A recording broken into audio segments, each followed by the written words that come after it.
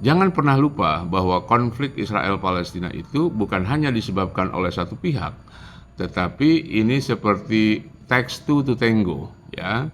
Konflik ini bisa pecah karena dari kedua belah pihak itu saling menyambut, ya.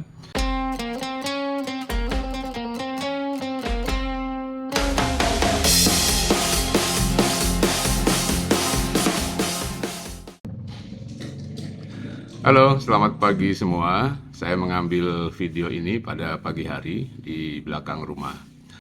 Saya mau update perkembangan politik di Timur Tengah. Ada banyak sekali peristiwa dalam beberapa hari terakhir, tapi saya ingin fokus pada bagaimana negara-negara Barat memberikan pengakuan kepada Palestina. Nah, ini sebuah isu yang menarik yang mungkin bisa membuat satu perubahan bagi masa depan Palestina. Seperti kita tahu, setelah meletusnya perang Gaza, ada banyak sekali simpati yang mengalir ke Gaza, dukungan terhadap Gaza yang begitu meluap-luap, berbagai demonstrasi dilakukan, bukan hanya di negara-negara Muslim, tetapi justru yang lebih banyak dilakukan di negara-negara Barat yang selama ini dikenal sebagai pendukung setia Israel. Demo terbesar terakhir terjadi di Australia, khususnya di Sydney. Tercatat ada sekitar 300.000 orang tumpah ruah di jalan-jalan. Bahkan mereka berkumpul di jembatan Sydney yang terkenal itu. Dan ujungnya adalah pengakuan terhadap Palestina. Jadi beberapa hari yang lalu, Perdana Menteri Australia secara resmi mengumumkan rencananya untuk mengakui Palestina. Nah, saya ingin mendiskusikan pengakuan negara-negara Barat terhadap Palestina dan apa implikasinya bagi masa depan Palestina. Boleh dibilang bahwa gelombang pengakuan negara-negara Barat adalah berkah dari peristiwa yang terjadi belakangan. Kalau tidak ada peristiwa Gaza, segala sesuatunya mungkin akan biasa-biasa saja, business as usual. Selama ini, Palestina diakui oleh sebagian besar negara Muslim, negara-negara di Afrika, dan juga di Asia. Negara-negara Barat tidak semuanya mengakui Palestina, bahkan sebagian besar negara di Eropa belum mengakui keberadaan Palestina. Tentu saja mereka memiliki alasan kenapa belum mengakui Palestina sebagai sebuah negara. Ini terkait dengan perjanjian resmi antara Israel dengan Palestina, di mana dalam perjanjian tersebut Palestina tidak diakui sebagai negara, tetapi dianggap sebagai satu entitas politik yang dikelola oleh namanya Otoritas Palestina.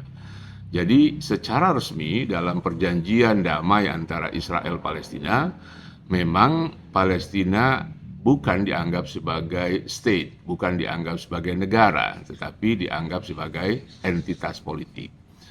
Dan anggapan ini kemudian berimplikasi pada yang lain-lain, termasuk keanggotaan Palestina di PBB.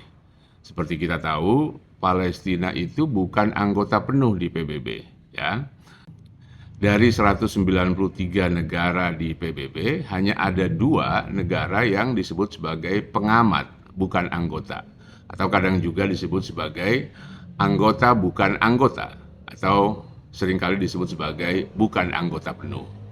Nah, Palestina ini disebut sebagai anggota yang bukan anggota penuh, atau observer, non-member observer, ya.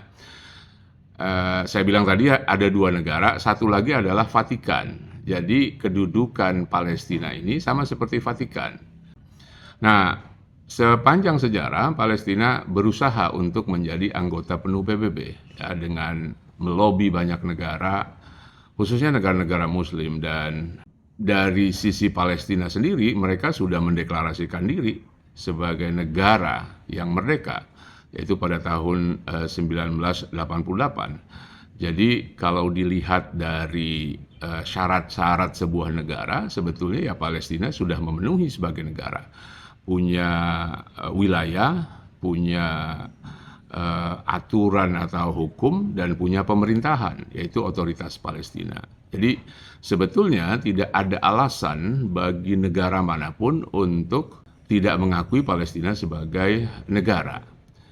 Nah, sejak ada peristiwa Gaza, Palestina memiliki tambahan pengakuan, ya, khususnya dari negara-negara Barat.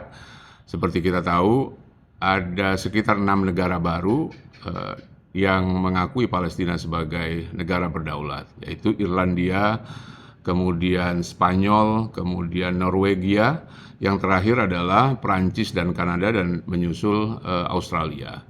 Nah, pengakuan ini sangat penting, khususnya bagi upaya diplomasi Palestina ke depan.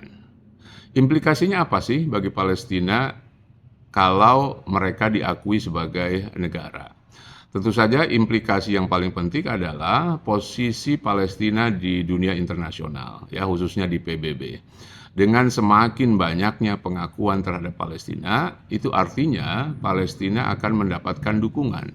Dan pada akhirnya akan ada lobby-lobby untuk mendukung negara ini memiliki kemerdekaan penuh dan mendesak agar Israel mematuhi resolusi PBB dan mematuhi perjanjian internasional. Ya, pada akhirnya itu artinya Palestina memiliki privilege lebih, ya, bukan hanya pada akhirnya nanti mereka akan mendapatkan status penuh sebagai sebuah negara merdeka, tetapi juga dalam perjalanannya Palestina bisa memainkan kartu-kartu diplomasinya, termasuk misalnya mempermudah akses kepada pengadilan internasional yang selama ini hanya bisa dilakukan oleh negara-negara anggota penuh PBB.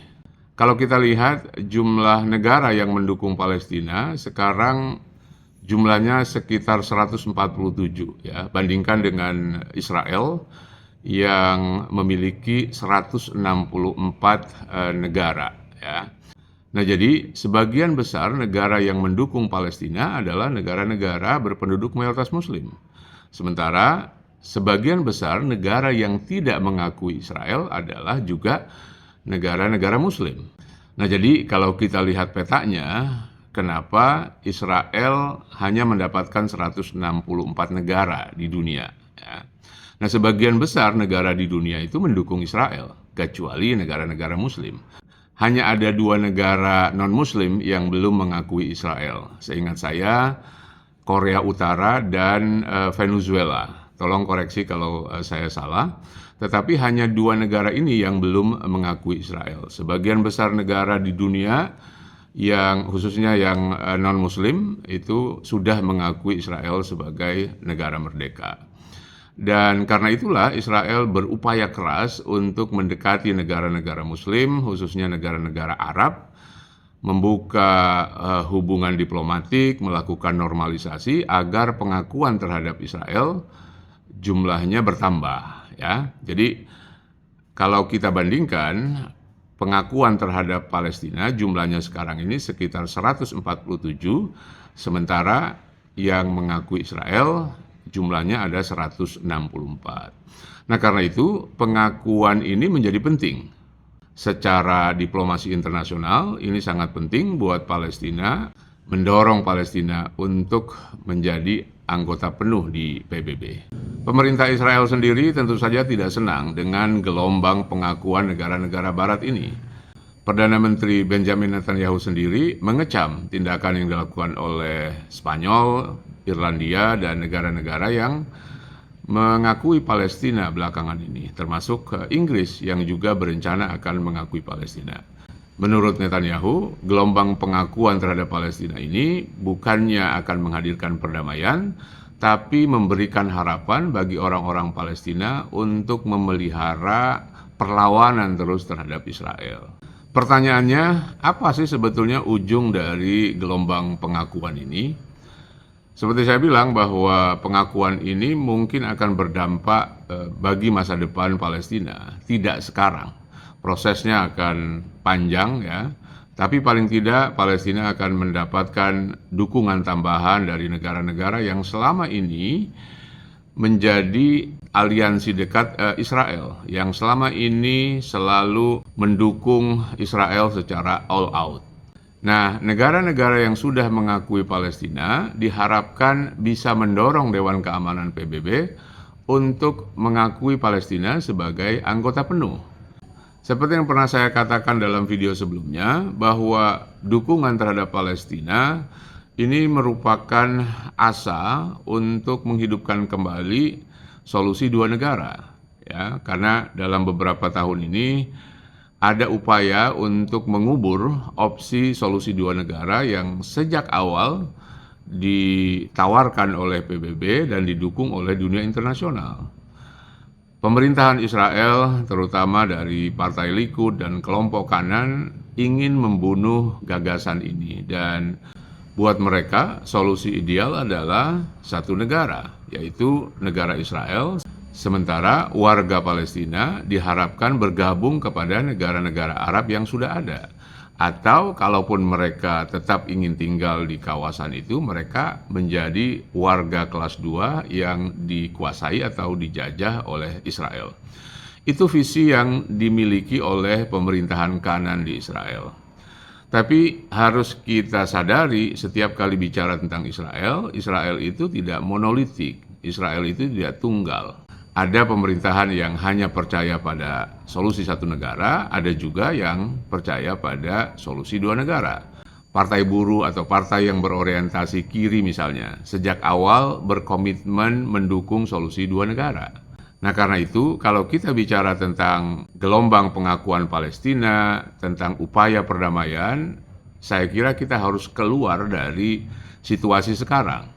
Kepemimpinan Israel sekarang memang tidak ideal untuk bicara tentang perdamaian. Tetapi tidak ada kepemimpinan yang abadi, apalagi di sebuah negara yang demokratis di mana ada pemilu yang cukup rutin, ya. Pergantian kepemimpinan itu pasti akan terjadi. Dalam 4 atau 5 tahun ke depan, ketika pemerintahan Likud atau pemerintahan kanan berubah, siapa tahu upaya untuk perdamaian itu bisa dimulai lagi. Dan ketika ada perubahan kepemimpinan di Israel dan juga di Palestina, harapan terhadap upaya perdamaian itu akan terbuka lebar. Kesimpulannya, jangan melihat dukungan terhadap Palestina atau upaya pengakuan terhadap Palestina dalam situasi sekarang. Kita tahu situasi sekarang masih panas, masih ada konflik di Gaza, dan prioritas utama sekarang ini tentu saja adalah membenahi Gaza. Tetapi ke depan, upaya pengakuan ini sangat penting buat masa depan Palestina, buat opsi solusi dua negara, ya.